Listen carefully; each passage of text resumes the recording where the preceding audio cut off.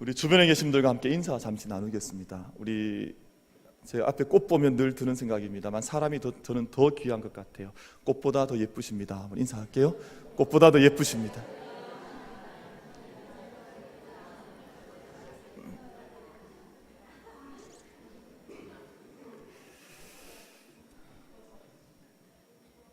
저는 우리 호산나 찬양대 팬입니다.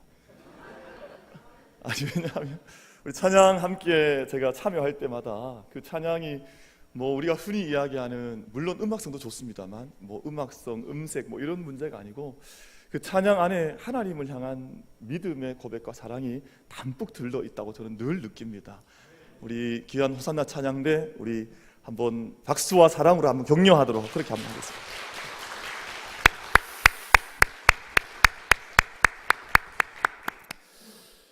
지난 한 주간 한 고등학교 때문에 온 나라가 들썩였습니다.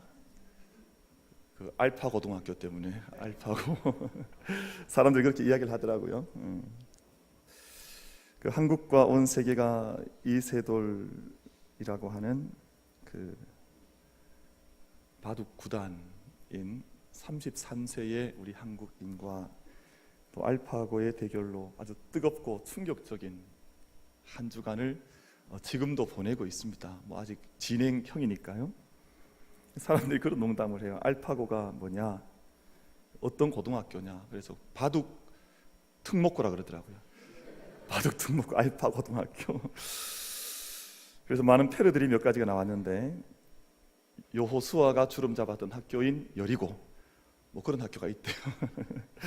어린 아이가 다니는 학교인 아이고, 다녀봐야 헛수고인 헛수고, 가난을 극복하는 생활고, 또 미모 관리 명문 학교인 미스고, 이런 학교들이 다 있다. 이런 농담들을 많이 합니다만, 이세돌 그 구단이 그 대전을 앞두고, 대국을 앞두고 아마 내가 오전 전승을 하지 않겠나 하는 이제 예상을 했었습니다. 저도 그 뉴스를 봤고요.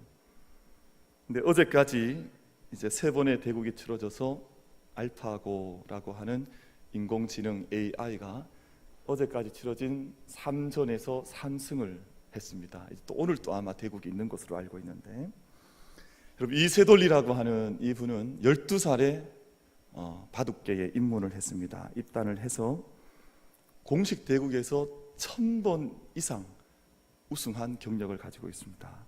바둑 천재입니다.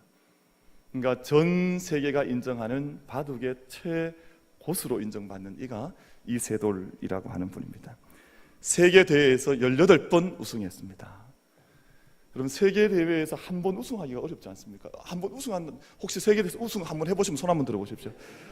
근데 18번 세계 대회에서 동일하게 우승했다고 하는 것은 김연아 같은 선수도 피겨에서 한 번 이상 우승하기가 어렵습니다. 그런 전 세계 대회에서 18번 우승한 천재 중에 천재입니다.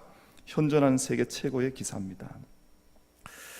그런 이세돌이 알파고에게 3번을 대국을 치러서 3번을 다 패했다는 겁니다.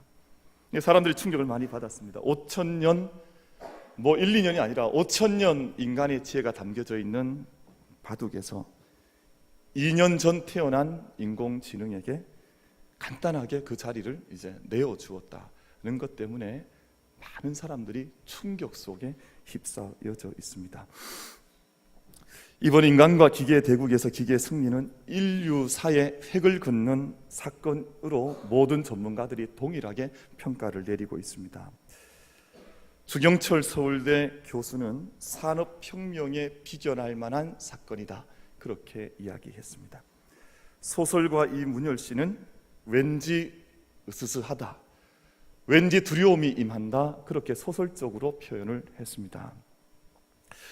우리 한국은 이 체감도가 조금 낮은 것이 사실입니다만, 이미 인공지능 AI라고 하는 것은 선진국들을 중심으로 활발하게 활용이 되기를 시작을 했습니다. 미국에 있는 대형 병원에서는 IBM에서 개발한 슈퍼컴퓨터 왓슨이라고 하는 이 컴퓨터를 통해서 인간의 질병을 이미 진단하기를 시작을 했습니다. 단 2시간이면 수백만 편의 논문을 다 살핀 다음에 정말 발견하고 진단하기 어려운 질병의 이름을 진단을 하고 이것이 무엇 때문에 이 사람에게 병으로 나타났다고 하는 것을 사람이 진단하는 것이 아니라, 의사가 진단하는 것이 아니라 이미 컴퓨터가 진단을 단 2시간 만에 내리는데 그 확률이 어마어마합니다. 우리 전문의들 있지 않습니까? 우리 의사들께서 열심히 공부해서 이제 고생해서 전문의를 따고 이제 전공 정말 뛰어난 그 의사들이 되어서 이제 병을 진단을 하는데 오진율이 높습니다. 인간 전문의의 암 오진율이 20에서 44%라 그래요. 그러니까 높게는 약 절반 정도의 오진율을 기록하고 있는 겁니다. 바른 병에 대한 판단을 내리지 못하죠. 근데 말씀드리고 있는 인공지능 왓슨이라고 하는 기계가 내리는 이 정확한 진단율이 몇 퍼센트이냐 하면 대장암은 98%, 그리고 직장암은 96%, 자궁경부암은 100%래요.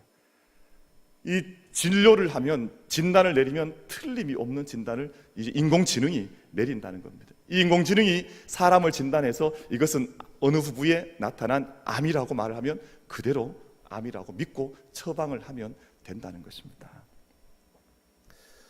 이번에 바둑을 줄 때 프로 바둑 기사들이 중간에 알파고가 실수한 줄 알고 다 기뻐했습니다. 그때 내다보았던 수가 약 20수 앞을 내다보았대요. 나중에 결과를 보니까 알파고는 40수 앞을 내다보고 작점을 한 거예요. 그러니까 인간의 생각으로 이 알파고를 따라갈 수가 없는 거예요. 그런 것을 우리가 지난 주간에 경험을 했습니다. 인공지능 AI 시대가 지나고 나면 슈퍼지능, 초지능 시대가 오게 되는데 이때를 약 2030년에서 2040년으로 내다보고 있습니다. 약 15년, 20년, 30년 뒤면 초지능 시대로 이제 우리가 진입을 하게 되는데 인간의 모든 삶의 대격변, 소용돌이 같은 시대가 우리에게 다가오게 된다. 그 전에 돌아가실 분들은 괜찮습니다만 그때까지 살아계실 우리의 자녀들, 우리의 손자, 손주들은 어떤 시대를 살아가게 될지 저희가 정말 많은 준비와 많은 기도를 하지 않으면 안 되는 시점에 저희가 함께 도달해 있습니다. 30년 안에 지금 존재하는 직업의 50%가 사라질 것이다. 모든 운전하는 직종들, 이제는 왜냐하면 무인 자동차 시대가 되어서 사람이 운전하는 것보다 기계가 운전하는 것이 이제는 더 안전하기 때문에 그 모든 일자리를 기계에게 맡길 것이다. 제가 말씀드린 바처럼 의사의 일도 가장 앞서 사라질 직종 중에 하나라 그래요. 회계사, 세무사, 모든 것들 사라질 것입니다. 이런 시대를 가장 잘 전망하고 있는 책 한 권이 있는데 제2의 기계시대, 혹시 읽어보고 싶으신 분들은 한번 읽어보시면 큰 도움이 될 것 같습니다. 제가 몇 달 전에 설교 시간 때 한번 언급을 했던 책입니다. 제2의 The Second Age of Machine이라고 하는 새로운 기계시대가 우리에게 다가온다 말씀드린 적이 있습니다. 에릭 브린 욜프슨이라고 하는 교수와 앤드류 맥아피라고 하는 MIT, 그러니까 매사추세츠 공과대학의 두 교수가 함께 공조한 책인데요, 이 책이 전망하고 있는 것은 인간의 두 갈래 길입니다.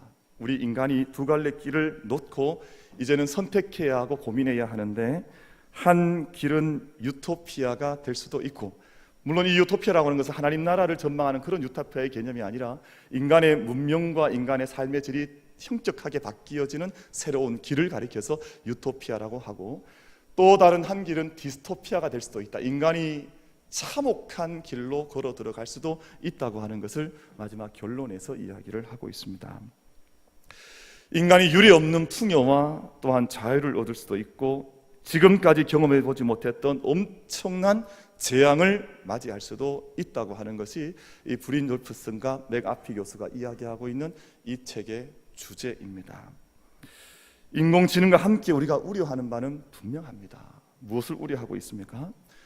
컴퓨터와 로봇이 인간과 같은 마음을 얻게 되었을 때, 우리처럼 생각하고 판단하기 시작했을 때, 알파고처럼 이제 일하기 시작했을 때 인간과 기계가 맞서 싸우는 것이 현실이 될 수 있다. 이게 마치 예전에는 공상과학에서만 이야기했던 마치 영화에서만 나타났던 이야기 같았는데 이것이 이제는 우리 인간 사회의 삶 속에 현실이 되어서 나타난다고 하는 것을 이야기하고 있는 것입니다. 그런데 문제는 제2의 기계 시대가 되었을 때 만약에 우연한 한 작은 사고가 일어나게 되어서 가령 핵발전소가 잘못되어 폭발을 한다거나 우연한 사고가 일어날 수 있잖아요. 또는 이 기계를 프로그래밍하는 사람들 속에 악의적인 생각을 프로그래밍하는 사람이 나타나게 된다면 인류가 감당해야 할 재앙은 어마어마한 재앙을 맞이할 수밖에 없다고 하는 것입니다. 그래서 지금 세계 석학들 가운데 가장 큰 관심을 갖기 시작한 부분이 바로 마음의 부분입니다. 뇌과학을 넘어서서 마음에 대한 투자와 연구와 공부를 지금부터 시작하지 않으면, 이미 늦은지 모르지만 마음에 대한 연구를 시작을 해야 한다. 어쩌면 사람들이 종교적 영역으로만 생각했던 영적인 문제가 가장 중요한 문제로 대두되고 있다고 하는 것을 세계 석학들 가운데에서 이제 이야기를 내어놓기를 시작을 했습니다. 인간이 기계와 다른 영역은 인간의 따뜻한 감성과 영적인 부분이요, 이 부분이 잘못되어져 있으면, 이 부분이 온전치 못하면 우리가 감당할 수 없는 재앙을 맞이할 수밖에 없다고 하는 그러한 이야기들을 내어놓기를 시작을 했습니다. 그래서 마음과 영성과 경건이 제2의 기계 시대를 열어가는 키워드가 될 수밖에 없다.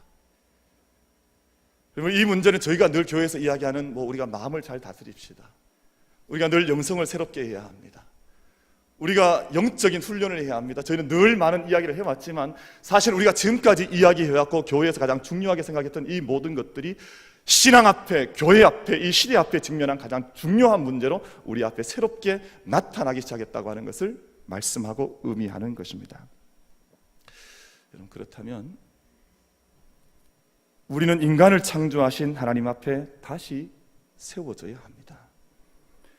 하나님께서는 인공지능과는 비교도 할 수 없을 만큼 지성과 감정과 의지를 가진 우리 모든 온전한 인간을 하나님께서 창조해 주셔서 이 땅 가운데, 마치 인간이 인공지능을, 기계를 만들어서 이 땅에 존재하게 한 것처럼 하나님은 지성과 영성과 인격을 가진 존재를 이 땅 가운데 창조해 주셨기 때문에 이 시대 앞에 우리는 창조주 앞에 어떻게 서야 할 것인가를 다시 묻지 않으면 이 시대를 열어갈 수 있는 지혜를 참되게 담지해낼 수 없다고 생각하는 것입니다. 그러므로 인공지능 AI의 등장과 함께 인간들이 다시 세워져야 하는 부분은 우리를 창조하신 하나님을 인정하는 것에서부터 새롭게 시작하지 않으면 안 되는 것이 아닌가 하는 당연한 결과를 우리는 생각해 볼 수가 있지 않겠습니까? 그리고 우리의 마음의 문제, 영성의 문제로 돌아가야 합니다. 만약 과학자들이 악한 마음으로 알파고를 다시금 프로그래밍한다면 알파고는 많이 이기지 않습니다. 엄청나게 이기는 것이 아니라 인간이 넘어설 수 없을 만큼만 이기도록 프로그래밍되어 있기 때문에 우리가 아무리 애써도 악하게 프로그래밍화 된다면 우리는 절대 그 기계를 이겨나갈 수가 없습니다. 알파고의 아버지라고 불리는 알파고 개발자인 허스아비스는 그저께 카이스트 특강에서 아주 의미 있는 말을 남겼습니다. 만일에 있을지 모르는 문제점에 대해서는 지금부터 토론을 시작해야 합니다 라고 하는 의미 있는 말로 특강을 마무리를 했습니다. 만일에 있을지 알지 못하는 그 일을 염려하고 준비하지 않으면 우리가 30년 뒤에 만나게 될 초지능 시대에 인간은 이 땅 가운데 불행한 시대를 맞이할 수밖에 없다 하는 메시지를 던진 것입니다. 사랑하는 성도 여러분, 지금이야말로 우리가 믿음의 자리에 바르게 서야 할 때라고 믿습니다. 지금이 우리가 다시 한번 하나님의 말씀으로 돌아가야 할 마지막 기회일지도 모릅니다. 왜냐하면 지금이 그토록 중요한 크리티컬 타임, 결정적 시간이기 때문에 그렇습니다. 그래서 이미 수십 년 전에 이 시대를 예견했던 신학자들은 우리 시대는 이미 종말론적 차원으로 에스카톨로지컬 타임으로 우리 이미 들어와 버렸다, 그렇게 이야기를 했습니다. 우리가 이 시대를 바르게 전망하고 바르게 살면서 믿음의 삶을 온전히 살지 않으면 안 된다 하는 것을 말씀하신 것이죠. 잠언 4장 23절 말씀에서 모든 지킬 만한 것 중에 더욱 내 마음을 지키라. 생명의 근원이 이에서 남이니라 라고 말씀을 했습니다. 저는 이 말씀이 예사롭게 보이지 않더라고요. 지난 한 주간 동안 이루어지는 이런 일들을 보면서 우리의 마음을 지키는 일이 여기에서부터 우리의 생명이 난다고 하는 이 말씀이 그저 예전처럼 들려지는 것이 아니라 얼마나 리얼하게 들려지는지 몰랐습니다. 사랑하는 성도 여러분, 우리의 모든 마음과 믿음과 영성을 허투루 지내는 것이 아니라 그저 종교적, 인간적 종교 차원에 머물러 두는 것이 아니라 우리의 온 삶으로 온전히 이 말씀을 받아서 우리의 마음을 온전하게 생명의 마음으로 다스리며 지키며 우리가 그 마음을 세워갈 수 있는 은혜가 우리 모든 예배자들에게 나타날 수 있게 되기를 간절히 바랍니다. 마음을 지키지 못하면 이 땅이 유토피아가 아니라 디스토피아가 될 수밖에 없다. 우리 시대는 급격하게 마음을 다스리지 못하는 시대로 진입해 들어가고 있습니다. 신비하지요. 여러분, 어제 저녁 뉴스를 다 보셨겠습니다만 평택에서 7살 어린 아이가 계모와 생부에게 학대를 받아서 목숨을 잃었습니다. 근데 이런 일들이 이제는 특별한 일로 우리에게 들려지는 것이 아니라 매일, 매주마다, 매달마다 새롭게 들려지니까 이제 우리 마음속에 이에 대한 두려움도 점점 더 사라져 가는 것 같습니다. 어린 7살 아이를 어떻게 욕실에 가둘 수가 있습니까? 어린 7살 아이에게 어떻게 락스를 붓고 추운 겨울에 찬물을 갖다 들이부을 수가 있습니까? 결국 그 아이를 어머니와 아버지가 죽음으로 내몰았습니다. 근데 이 일이 오늘만 들려진 사건이 아니라 여러분 한번 돌아보십시오. 얼마나 많은 이런 일들이, 비슷한 일들이 우리들 주변에 일어나고 있습니까? 왜 그렇습니까? 왜 이런 일들이 일어나고 있습니까? 결국은 인간의 마음의 문제로 돌아가야 하는 것 아니겠습니까? 마음을 지키지 못했습니다. 마음을 지키지 못하는 사람들이 자유라는 이름으로 가정을 마음대로 깨뜨리고 있습니다. 여러분, 가정을 연구하는 가정 전문학자들은 이제 앞으로 인간이 기계와 결혼하려고 하는 시대가 올 것이다 예상합니다. 이미 독일에서는 인간과 동물의 결혼을 허락해달라고 하는 청원이 법원에 신청되었다가 거절당한 사건이 최근 한두 달 전에 있었던 것을 제가 뉴스로 접한 적이 있습니다.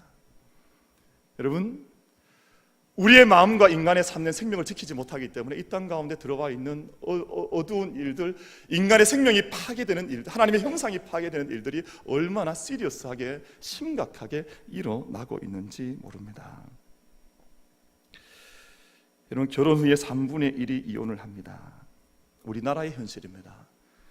그런 가정에서 태어나고 자란 아이들이 스스로 불행하게 자랄 뿐만 아니라 사회를 파괴하는 위험군들로 자기의 의지와는 관계없이 그렇게 자라나게 되어져 있습니다. 마음을 지키지 못하게 되면 자기 자신뿐만 아니라 공동체, 사회, 국가 전체를 파괴할 수밖에 없습니다. 왜 이런 일이 일어나겠습니까? 이유는 간단합니다. 여러분, 우리 몸에 영양분이 공급되면 그것은 우리 몸을 이롭게 하지 않습니까? 우리가 적절한 음식을 먹고 좋은 양분이 있는 음식물을 섭취하면 우리 몸은 즐거워하고 또 그에 반응하여 건강한 몸이 될 수 있습니다. 그런데 그 영양분이 점점점 과잉되기 시작하면 그 영양분은 내 몸을 이롭게 하는 것이 아니라 내 몸을 해롭게 하는 것들로 내 몸을 공격해 오기를 시작을 합니다. 엄청난 부와 자유가 처음에는 우리에게 기쁨이었고 즐거움이었고 우리 인생을 자유롭게 했지만, 우리 인생을 도와주었지만, 지금은 점점 정신적 성숙과 영혼의 경건함을 잃어버리게 하는 도구들로 이 땅의 물질과 부들이, 우리가 붙잡고자 했던 그 자유들이 도리어 우리를 공격하는 시대가 되어지고 말았다는 것입니다. 이것이 무서운 것 아니겠습니까? 그러므로 오늘 우리가 6절과 7절 말씀에 먼저 같이 귀를 기울이고자 합니다. 오늘 본문 말씀 6절과 7절 말씀을 우리 같이 한번 읽도록 하겠습니다. 같이 한번 봉독합니다. 시작. 내가 이것으로 형제를 깨우치면 그리스도 예수의 좋은 일꾼이 되어 믿음의 말씀과 내가 따르는 좋은 교훈으로 양육을 받으리라. 망령되고 허탄한 신화를 버리고 경건에 이르도록 내 자신을 연단하라. 아멘. 본문에서 말씀하는 이 6절과 7절에서 말씀하는 망령되고 허탄한 신화라고 하는 것은 영지주의적, 2000년 전에는 영지주의적 사고를 말합니다. 그노시즘이라고 하는 이단 분파였었는데요, 이 그노시즘이 가장 강조하는 것은 인간의 알미였습니다. 그노스라고 하는 말 자체가 알다, 영적인 알미 구원을 이룬다라고 하는 것을 주장했던 이단이 영지주의였습니다. 오늘 우리 시대의 문제와 가장 흡사한 문제 아닙니까? 알면, 지식이 있으면 우리 시대가 구원을 받고 유토피아로 나아간다고 하는 주장하는 오늘 우리 시대의 또 다른 이단의 분파와 다를 것이 하나도 없는 주장이 바로 영지주의의 주장이었습니다. 영적 통찰과 지적인 알을 통해서 구원을 받을 수 있다고 영지주의가 주장을 했으나 그것은 하나님을 바로 가르치지도 못했고 사람들에게 구원을 허락 주지도 못했습니다. 구원의 길은 인간의 지식 알에 머무르는 것이 아닙니다. 인간의 알을 통해서 구원받아야 한다면 이미 우리 땅에 있는 모든 지적인 극점에 도달해 있는 모든 인간은 구원을 다 받아야 하지 않겠습니까? 그러나 인간의 암과 지식이 점점 더 더해 갈수록 인간은 참혹한 삶을, 환경을 만들어 나가고 있는 것입니다. 인간의 지식이 팽창된다고 해서 유토피아가 오는 것이 아닙니다. 인간의 참된 구원의 길은 우리를 만들어 주시고 이 땅 가운데 생명과 아름다움과 하나님의 평강을 허락해 주신 하나님, 또한 예수 그리스도께서 우리에게 보여주신 성육신과 십자가와 부활을 통해서 보여주신 예수 그리스도의 길에 생명의 길이 있는 줄로 믿습니다. 그렇지 않으면 죽음의 길로 나아갈 수밖에 없습니다. 하나님의 길이 있고 인간의 길이 있는데 어떤 길을 걸어가야 생명의 길, 구원의 길이 될 것인가를 오늘 본문이 우리에게 말씀하고 있죠. 10절 말씀을 주목해야 합니다. 이를 위해서 우리가 수고하고 힘쓰는 것은 무슨 말입니까? 경건을 위해서 노력하는 것은 이라는 뜻입니다. 그 이유는 우리 소망을 살아계신 하나님께 두미니 곧 모든 사람, 특히 믿는 자들의 구주시라. 인간의 희망은 모든 사람들의 구원자가 되시는 하나님께 있다는 것입니다. 그러므로 믿음으로 훈련되고 마음을 지킬 수 있는 자녀들이 일어나서 인류를 위해 봉사할 수 있는 사람으로 살아갈 수 있도록 우리가 돕고 힘써야 한다는 것을 본문이 말씀하고 있습니다. 그러려면 믿음의 말씀과 교훈으로 양육을 받고 망령되고 허탄한 신화를 버리고 경건에 이르도록 연습을 전심으로 힘써서 해나가는 길밖에 없다 하는 것을 말씀하고 있습니다. 그럼 저희는 경건의 차원을 개인적 영성의 차원으로 치부해 왔습니다. 내 한 몸 내가 그냥 내 마음 평안하게 내가 믿음 생활 잘하는 것처럼 생각해서 나는 영성을 생각해 왔지만 지금 우리 시대의 영성과 경건이라고 하는 것은 그런 차원에 머물러 있는 것이 아니라는 것입니다. 이 경건과 영성이야말로 우리 인간의 삶 앞에 하나님의 구원을 매개해 줄 수 있고 보여줄 수 있는 유일한 길임을 믿음으로 고백하면서 우리 모두가 책임 있는 경건과 영성의 삶을 걸어가는 이 재단과 우리 모든 성도님들이 되기를 간절히 바라겠습니다. 오늘 우리는 본문 말씀을 통해서 두 사람을 만나게 됩니다. 이 말씀을 기록한 바울과 이 말씀을 듣고 있는 디모데인데요, 나아가서는 우리에게 이 말씀을 들려주고 계시는 하나님과 지금 이 말씀을 듣고 있는 우리 예배 공동체, 우리 모든 예배자들을 우리가 이 본문을 통해서 만날 수가 있습니다. 바울은 디모데전서 1장 5절 말씀에서 이 말씀을 기록하고 있는 이유를, 디모데 전서와 후서를 기록하고 있는 이유를 밝혀주고 있습니다. 이 교훈의 목적은 청결한 마음과 선한 양심과 거짓 없는 믿음에서 나오는 사랑이라. 이 일을 위해서 이 디모데 전서를 기록하고 있다, 바울이 그렇게 말씀합니다. 디모데후서 1장 7절 말씀에서도 동일한 맥락에서 말씀하는데요, 하나님이 우리에게 주신 것은 두려워하는 마음이 아니요 오직 능력과 사랑과 절제하는 마음이라고 말씀하고 있습니다. 이것이 바로 경건 아니겠습니까? 그러면 경건에 대한 정의를 몇 가지 내리려고 합니다. 저희가 경건은 이미 우리 시대에는 도태된 단어처럼 되어져 있습니다. 우리가 왜냐하면 경건을 잘 이야기를 하지 않아요. 경건이라고 하는 말은 이미 구시대의 옛 믿음의 사람들의 유산으로, 유물로 이제 박물관에 들어가야 할 단어로 생각하기 때문에 우리가 그 말을 가슴속에 깊이 담아내지를 못합니다. 깊이 묵상하지 않고 그 경건을 깊이 생각하지 않습니다. 그래서 오늘 이 본문 말씀, 오늘 우리가 함께 나눈 이 말씀 속에 나오는 경건은 이미 우리에게 그렇게 큰 관심을 기울이지 못하는 단어로 치부되고 있는지도 모릅니다. 오늘 본문이 우리에게 주시는 경건의 의미를 다시 한번 그러나 함께 나누고자 합니다. 첫 번째는 기도, 라고 말합니다. 디모데전서 2장 1절 말씀에서 이 1장에서 디모데전서를 나는 왜 기록한다, 왜 하나님께 말씀 받아서 이 말씀을 기록한다 말하는 사도 바울이 처음 내어놓고 있는 경건의 동목은 바로 기도입니다. 2장 1절에서 그러므로 내가 첫째로 권하노니 모든 사람을 위하여 간구와 기도와 도고와 감사를 하라, 그렇게 말씀을 하고 있습니다. 저는 우리 교회가 더욱더 기도하는 교회가 되기를 원합니다. 여러분, 저는 금요기도회를 지난 부임한 후에 3년 동안 늘 해왔다고 말씀을 드렸고 지금도 해오고 있습니다만, 저는 사실은 금요기도회 한 번을 지나고 나면 한 2, 3일 정도 부담이 됩니다. 왜냐하면 목이 잘 돌아오질 않아요. 왜냐하면 그 시간에 기도하는 시간을 통해서 목이 기도하고 나면 주일 설교가 부담이 됩니다. 그래서 제가 오늘 사실은 처음 찬양 드릴 때 찬양을 우리 조석 집사님께 맡겨드리고 조용히 불렀습니다. 설교할 때 혹시 목소리가 좀 나오지 않을까 걱정을 했어요. 근데 다행히 지금 제 목소리 괜찮습니까? 제가 들어도 괜찮은 것 같아요. 그죠? 하나님의 은혜인 것 같아요. 기도하는 교회가 돼야 됩니다. 다른 무엇보다도 우리가 한 주간의 삶을 끝냈을 때 여러분 금요일 저녁 시간은 다른 곳에 가지 않는 것이 좋을 것 같아요. 여러분 우리가 한 주간 돌아왔던 한 주간의 삶을 주님 앞에 내어 올려드리면서 또 온 교회 일꾼들과 재직들이 함께 우리 자녀들을 위해서 다음 2, 30년 뒤가 어떻게 될지 모르는데 다음 세대 우리 자녀들이 살아가야 할 이 세상을 위해서 온 인류의 구원을 위해서 우리 오늘 장로님 기도하셨습니다만 북한 땅 위해서 우리 기도해야 될 제목이 어마어마하게 많은데 우리가 단 1시간, 1시간 반 모여서 기도합니다. 여러분 그 시간을 통해서나마 하나님의 생명이, 하나님의 영광이 이 땅 가운데 나타날 수 있도록 우리가 더욱 중보기도, 도고라 그랬죠? 도고와 간구와 리퀘스트라 그랬죠? 간절한 기도와 하나님의 생명의 호흡인 기도와 그리고 감사의 기도로 너희가 나아가라. 이것이 사도 바울이 지금 디모데후서 2장 1절에서 말씀하고 있는 우리의 가장 경건의 첫 출발점을 너희가 기도로 삼으라고 우리에게 도전하고 있는 말씀의 주제가 되고 있는 것입니다. 두 번째로 무엇보다 참된 경건은 예수 그리스도를 알아가는 것입니다.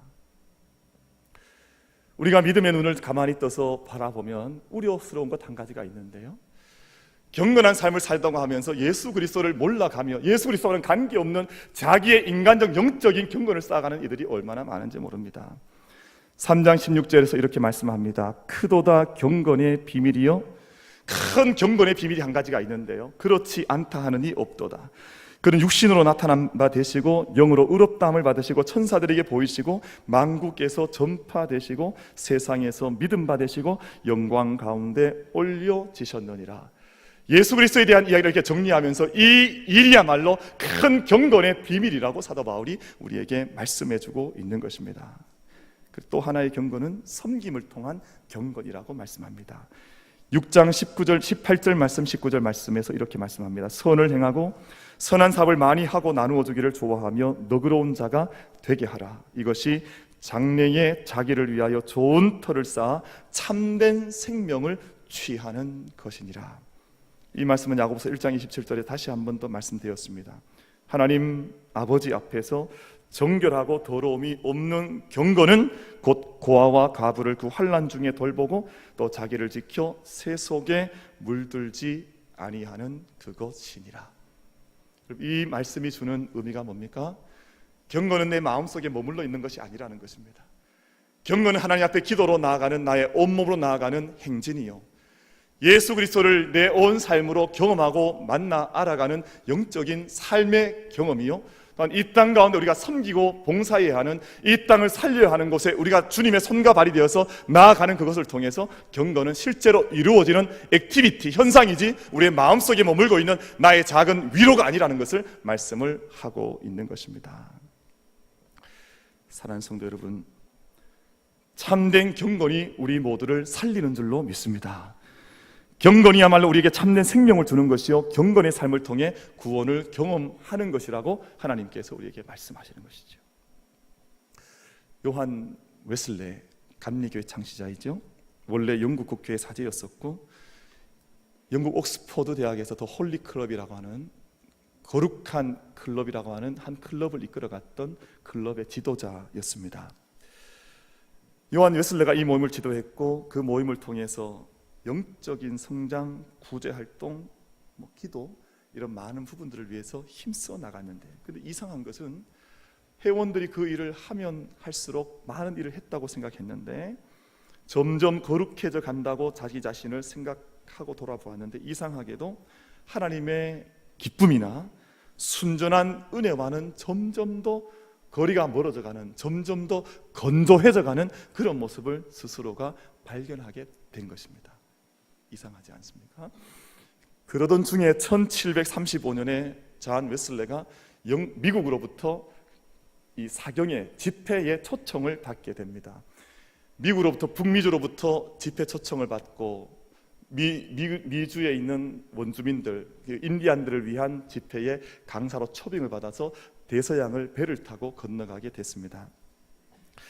배를 타고 대서양을 건너가던 중에 요한 웨슬레가 엄청난 태풍을 만나게 됩니다. 그 배가 태풍 속에 삼킴을 받게 되는 것이죠. 웨슬레가 이때 겁이 났을까요? 안 났을까요? 두려웠을까요? 안 두려웠을까요? 엄청난 겁에 사로잡혔습니다. 이 두려움이 엄습해 와서 어쩔 줄 모르는, 이제 내가 정말 죽게 되었구나, 막 겁나 떨고 있을 때, 근데 이상한 한 무리의 사람들을 발견했는데 배 한편에서 함께 둘러앉아서 그 태풍 속에서도 요동치지 않고 함께 둘러앉아 찬송 부르고 시편 읽고 기도하는 한 무리를 발견했습니다. 독일 모라비안 교도라고 하는 기독 교도들이었습니다. 요한 웨슬레가 충격을 받았습니다.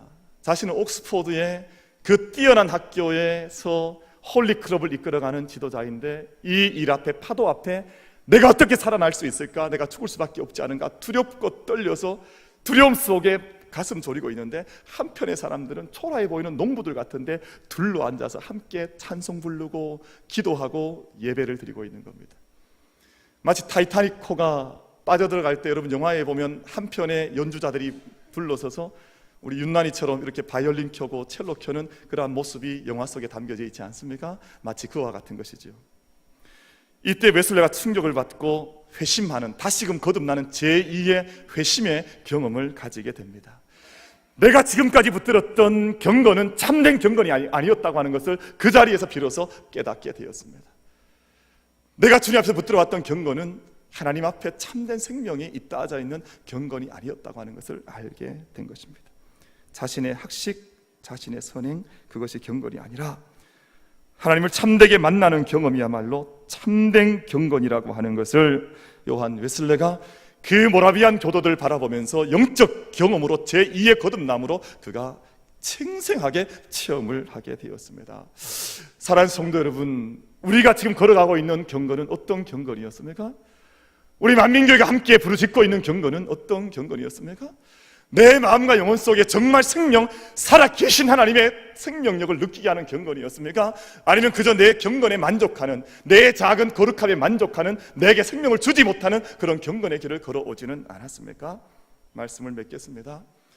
여러분, 정말 참된 경건이 필요한 세대를 우리가 이제 진입해 걸어 들어가고 있습니다. 기도와 말씀과 온전한 사랑으로 믿음의 삶이, 사랑의 삶이 그저 구호가 아니라 우리가 그 교회 안에서 예배 속에서만 이루어지는, 설교 속에 선포되는 주제의 말이 아니라 우리의 온 삶을 통해서 그 온전한 경건이 경험되어져서 이 땅 가운데 다음 다가오는 제2의 기계시대 예비하여 우리의 다음 세대, 우리의 자녀들, 우리의 손자, 손주들에게도 참된 생명의 길을 전할 수 있는 영적인 강물이 이 제단으로부터 흘러갈 수 있게 되기를 주님의 이름으로 축원을 드리겠습니다.